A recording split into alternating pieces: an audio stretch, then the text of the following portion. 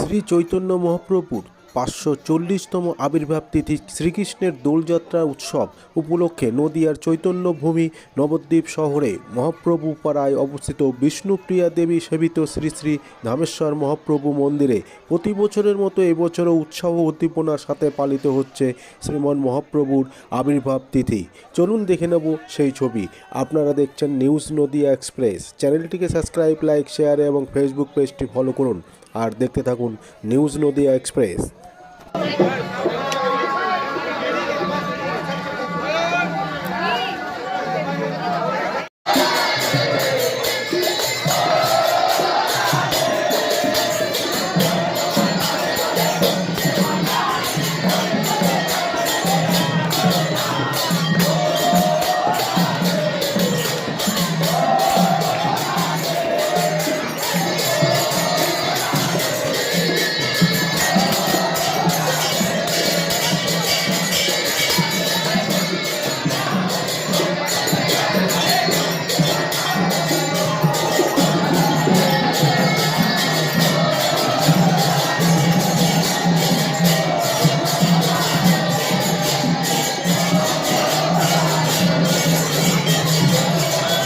জন্মতিথি বা আবির্ভাব তিথি উপলক্ষে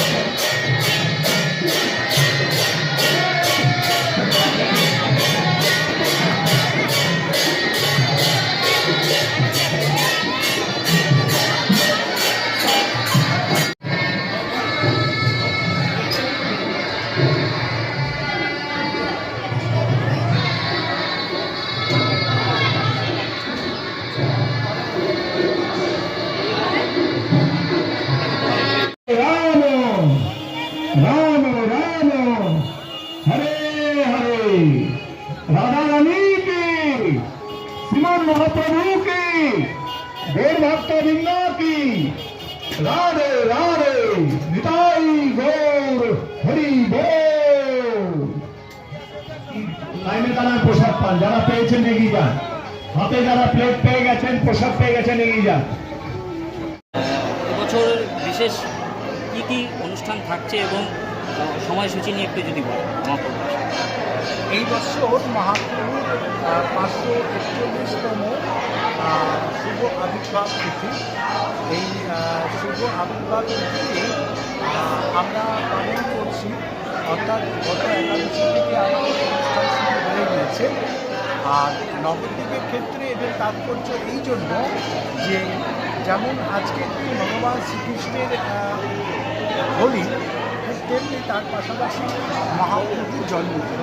এই শুভ আবির্ভাব তিথিকে আমাদের ধামেশ্বর মহাপ্রভুর মন্দিরে আজকে সকাল থেকে হোলি কীর্তন শুরু হয়েছে এবং অগণিত ভক্তির সমাগম ঘটেছে আমাদের ধামেশ্বর মন্দিরে। এবং আজকে রাত্রি 8টা থেকে মহাপ্রভুর মহা অভিষেক শুরু হবে। জগন্নাথ মিশ্রের রাজরাজেশ্বর শিলাকে রেখে পঞ্চামৃত পঞ্চপুষ্প দিয়ে ধামেশ্বর মহাপ্রভুর শুভ অভিষেক অনুষ্ঠিত হবে এবং বিশেষ মহাপ্রসাদ সকল ভক্তদের মধ্যে প্রদান করা হবে। আর আগামীকাল হচ্ছে মহাপ্রভুর অন্নপ্রাশন।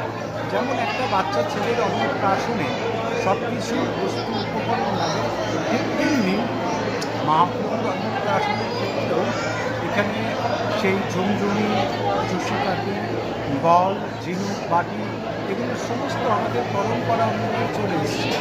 সেইভাবেই আগামীকাল সকাল দুপুর 1টা থেকে মহাপ্রভুর অন্নপ্রাশন শুরু হবে। এটাই আমাদের এই বছর 2026 গৌর পূর্ণিমা মহাপ্রভুর আবির্ভাব থেকে শুরু করে অনুষ্ঠান শুরু হবে। এবছর কি দোলের যাত্রী সংখ্যা কম না বেশি? না, অবশ্যই বেশি। এবছর অবশ্যই বেশি। তার কারণ আরেকটা বিষয় হচ্ছে, এই বছর মহাপ্রভু যখন জন্মগ্রহণ করেছিলেন যে পূর্ণিমা তিথিতে, সেই পূর্ণিমা গ্রহণ গ্রহণযুক্ত ছিল, ঠিক তেমনি আজ এত বছর পর আজকের পূর্ণিমাটাও গ্রহণযুক্ত পূর্ণিমা। তাই এটার একটা বিশেষ মাহাত্ম্য রয়েছে, যদিও গ্রহণের বিষয়টা নিয়ে টাইমে একটা বিষয়, সেই জন্য অভিষেকটা গ্রহণ ছাড়ার পর অর্থাৎ রাত্রি 8টা থেকে শুরু হয়। প্রশাসনিক নিরাপত্তা ব্যবস্থা কেমন? প্রশাসনিক নিরাপত্তা তারা যথেষ্ট সহযোগিতা করছে, কিন্তু তার মাঝখানেও মানুষ যদি সচেতন না হয়, আমরা দেখেছি এই মন্দিরে গতকাল রাত্রিবেলাও কয়েকজন মায়েদের গলার হার ছিনতাই হয়েছে, খবর আমাদের কাছে অভিযোগ এসছে। আমরা সেটাকে থানার মাধ্যমে পাঠানোর ব্যবস্থা করেছি, কিন্তু এবং আজকে সকালেও এরকম একটা প্রবণতা দেখা গিয়েছে। প্রশাসন সহযোগিতা করছে, কিন্তু তবু এই ব্যাপারগুলো থেকেই যাচ্ছে। আর আরও কি প্রশাসনের কড়া নজরদারি বা বেশি দরকার ছিল? আরেকটু হলে ভালো হয়। আর যেহেতু এটা ধানেশ্বর মহাপ্রভুর মন্দির, আমরা মনে করি যে আরেকটু প্রশাসনিক তাদের যদি ইনিশিয়েটিভটা আরও বেশি বাড়ে, তাহলে পরে বিশেষ করে আজকে জল আনতে যাবেন, এখানে প্রায় কয়েক হাজার মায়েরা গঙ্গা থেকে তারপরে কালকে অন্নপ্রাশনের প্রচুর ভক্তের সমাগম। সেই দিক দিয়ে প্রশাসনের যদি আরেকটু তৎপর হন, তাহলে আমার মনে হয় ভালো। আমার সুধীর গোস্বামী, সভাপতি, ধানেশ্বর মহাপ্রভু।